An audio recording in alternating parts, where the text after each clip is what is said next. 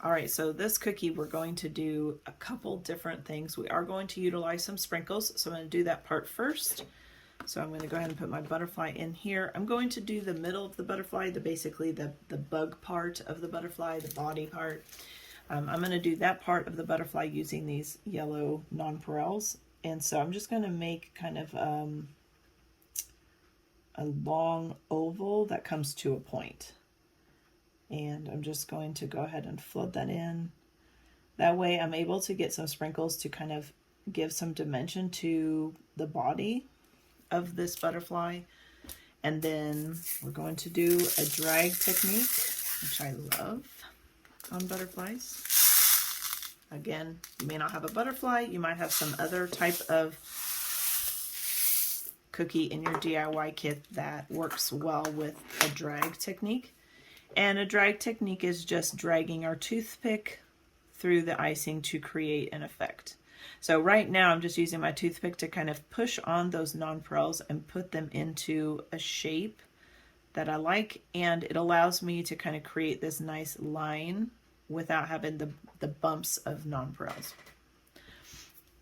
So to do a drag technique, you want to make sure that you have your napkin or paper towel, your toothpick, and then your icing. And you want to make sure we've already cut our bags, so that shouldn't be a problem. But if you're working at another time, you just want to make sure you have everything ready for this, because it does move quickly and you have to work fast. If you have to cut your bag, sometimes that means the difference between it already starting to crust over. I'm going to work with one side of the butterfly and then the other. I can't work with both because by the time I get to the other side, it will already start to crust over and it's a little bit more challenging. Not totally impossible, just a little bit more challenging. So I am going to, this is always the hardest part, is deciding what colors. I'm going to use white, and then I'm going to use the pink, the yellow, and the green to create this drag technique. So I'm going to outline with the white the half of the butterfly. Okay, and I kind of goofed there. All right, so I'm going to go ahead and flood all of this, but I'm going to work fairly quickly. Again, I'm using kind of that pinch technique where I just pinch off a little bit at the bottom and push out a little bit more icing. I'm just trying to go a little bit faster. If you wanted to, you could definitely cut your bag. I just find this is the easiest way without having to cut my bag. All right, so now I'm going to do some fun lines, and I'm not going to worry about how straight they are. Okay, so I'm just going to do kind of one here, and then I'm going to treat this as also obviously a separate wing, because that's two. And you know what, I think I'm going to do the lime, and then I'll do the yellow here in a minute. So I'm going to do the lime, and I'm just going to drop in some lines here, kind of finish off this wing, and then I'm just going to drop in one line here, okay? And I'm going to hold on to the yellow because I'm going to use it here in a minute. Drag technique. You're going to use your toothpick, and you're just going to drag along the surface of your icing. You don't want to dig your toothpick down. And I like to start with butterflies that kind of come up to this point. Just kind of helps shape their wing. And I am wiping off my toothpick every single time. I'm just kind of slowly going through the icing, just the top layer. You definitely don't want to be too aggressive with this. You don't want to dig it down, because you'll create basically a channel, and that channel will, most of the time, does not go back together. So here I'm just doing the same thing, 3 lines. If you wanted to go back and add more, you definitely could. That's a definite possibility. I'm just going to use my yellow now to kind of create, sometimes butterflies have eye-looking parts of their wings so that predators think they're something else. So I'm just going to create some circles, and I'm just kind of dropping in some icing to give the illusion of an eye, and then I'm just going to drop in a little bit of white, And when we get to the next part of the butterfly, I'm going to talk about polka dots, which is basically what these all were, was polka dots. Okay. Oh, so pretty. So pretty. All right, so now you get to redo it on the other side. All right, so we're going to outline this beautiful butterfly. And then we're going to flood as fast as we can without messing up.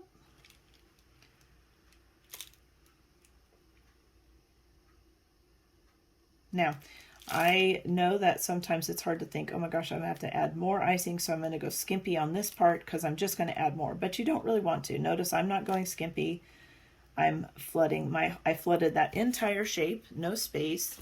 And I did the same with this one, and I had no problems on that one as well. All right, remember, butterflies are part of nature. They're not perfect.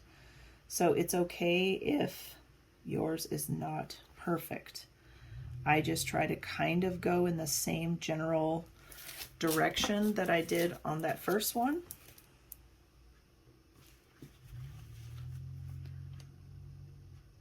If your bag is cut a little bit bigger, your drag will look different. If your bag is cut a little bit skinnier, same thing, your drag will look a little different. So I'm just going to pull again. I went from the middle to the top to try to kind of frame out that butterfly shape, wing shape, and now same thing here. I'm just going to pull straight down. If it starts to do this at the end, it's okay, just kind of give it a little tug up to the side. I also tap a little bit. You saw me do that right there. That just kind of helps my toothpick let loose of the icing. Now, polka dots. I like to make kind of a big circle and then fill it in. Same thing here. Just kind of make a circle and fill it in. You're most of the time always going to have this little curly Q at the top, right? So as long as you can keep your bag straight up and down and pull straight up and down, that curly Q is just going to fall straight back down. If you move your bag to the side or like pull it to the side, it's definitely going to make your curly Q go to the side. So I always pull straight up, and just I think one of the biggest tips is just get in and get out. The more you kind of hang around and like, oh, stop, please stop, please stop, or use your toothpick to try to stop the flow, that's not really going to help. So just do what you need to do, get in, drop your icing, and then get out. You can also use your bag and your toothpick to drop in littler ones. Let's say I wanted to drop in a little green one. So I'd squeeze out a little bit of icing, and then I can put that there or wherever that I wanted to create the polka dot. Now, you still have these little Dairy Queen like curly Qs at the top, but it's a little bit more controlled because you have it on this toothpick. But again, straight up and down, kind of get in, get out kind of mentality of that same thing. So, oh, she's so cute. Now, if you wanted to wait a little while, go give or take like maybe, again, half an hour, you could come back with your pink and you could go over top to create the wings, but that's totally up to you.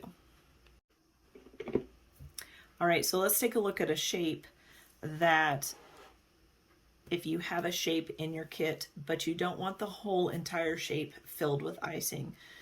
Kind of like we did the flower, but the sun is also a good example. I don't really want to flood this whole entire cookie with yellow. It is going to look like a sun, but I really wanted to have a little bit more character, a little bit more kind of fun. So we can achieve that with sprinkles, with time, and with just planning out our cookie a little bit so that we can see what we want to actually achieve at the end, like as our end product. So on this sun, I see that it has rays out here, so I want to use those to my advantage to create this sun. But I also see it has this really pretty circle, so I think my rays are going to be pretty little, and my circle is going to be just a little bit smaller than the actual circle that's there.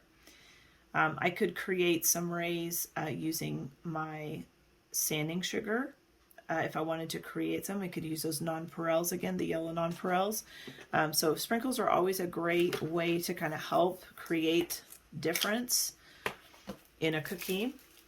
So I'm going to do that with this cookie, and then you can also, if you wanted to, you can use your toothpick to kind of help you sketch into your cookie to kind of help you with what you want to look like. Again, you can also, if you have things like laying around that you want to use to help you create a perfect circle, you can definitely do that. My biggest thing would be if you sketch into there, make sure that you dust that off because you don't want any cookie crumbs on there. So I am going to not create a very big rays, but I definitely want a ray. Okay, so I'm just going to do that. And then I'm going to put some sanding sugar on it. Okay. I'm going to move my turntable. Now, once you get these sprinkles on here, you can kind of form it to create the shape that you were going for, because it's sometimes hard to see what you're doing when you're in that moment. And then you can also do more sprinkles if you want to. But then I'm just going to kind of keep going and just keep forming these little rays with the sanding sugar and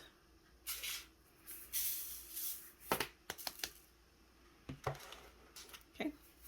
All right, so I got all of that done with the sprinkles, and I'm going to think about the next part. So the next part I want to do is my sun. So this is just going to be a big circle that's going to be not connected to those rays. You can connect it if you want to, if it helps you make the circle a little bit easier, but I'm going to keep my sun just barely not connected. Now this does mean you might not have a perfect circle, which that's okay with me. So I'm just kind of using those rays as my guide and just kind of creating that circle there in the middle. And now I'm going to go through and flood it. Again, all the icing. We want all the icing, no spaces, no gaps, right up against that. Right up against that outline. And just kind of go, go, go. I think this needs a little something extra in between those rays. So I'm going to be dropping in some dots just on each side, or, you know, in between. I'll probably do maybe 3, or you could do like 2 big ones. You could use the nonpareils, any sprinkles that you have, you could use those. I just feel like it needs a little something kind of in between each of those rays on that part of the naked cookie. So again, I'm just going to put, I think I'll just do 2. So I'm just going through and just making these kind of bigger dots. And this just kind of helps fill some of that space. I'm being real careful not to get close to my sun because I don't want them to connect, basically.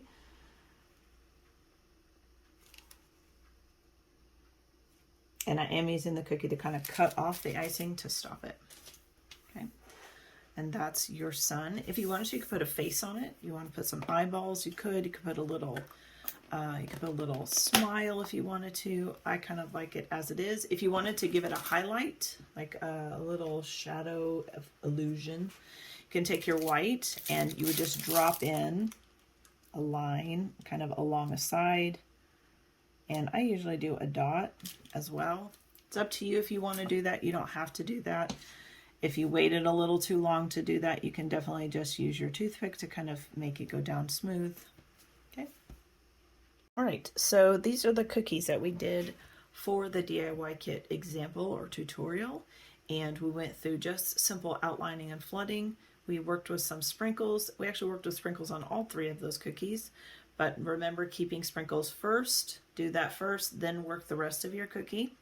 If you don't want it to touch, or you wanted to have it some dimension, you can either wait a couple hours to do that, or you can just make sure that your lines don't touch. Same thing here, I just made sure that my sun didn't touch the rays. use that sanding sugar to help me with that. We talked about dropping in some highlights, did some polka dots, and we did some wet on wet technique on the butterfly. Again, if you're wanting to add any details to any cookies like this and you want them to stand up above that first layer of icing, you have to give this icing some time. Hour, 2 hours is great. I don't normally go longer than that, so that will give you that kind of next level to your cookies. And you can also outline your cookies at that time as well, and that also gives you a little bit more professionalism in your cookies. So I hope you enjoyed it. Once you're done, these cookies will take 24 hours to dry. In order to be stackable, you can heat seal them in bags and they'll be good for weeks. You can put them in the freezer. They'll be good for months. The icing is great. It is good in these bags. It doesn't really go bad or anything. There's nothing in it that's not shelf stable. So these can be frozen, the bags can, and you can just take them out when you want to use them again. Or you can just leave them on the counter or put them in another Ziploc bag and they'll be good to go for as long as you want them to be.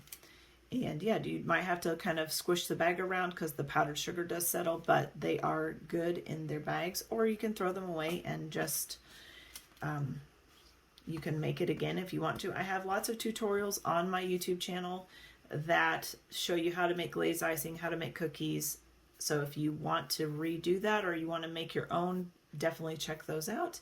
But I hope you enjoy. I'd love to see your creations. So if you share them on social media, I'm on Instagram and on Facebook if you want to tag me in them. I love seeing what you guys do when you get these kits, especially, and I love hearing the fun that you have. So can't wait to see what you create. I hope this tutorial helps you when you get a DIY kit, knowing how to cut bags and all of that.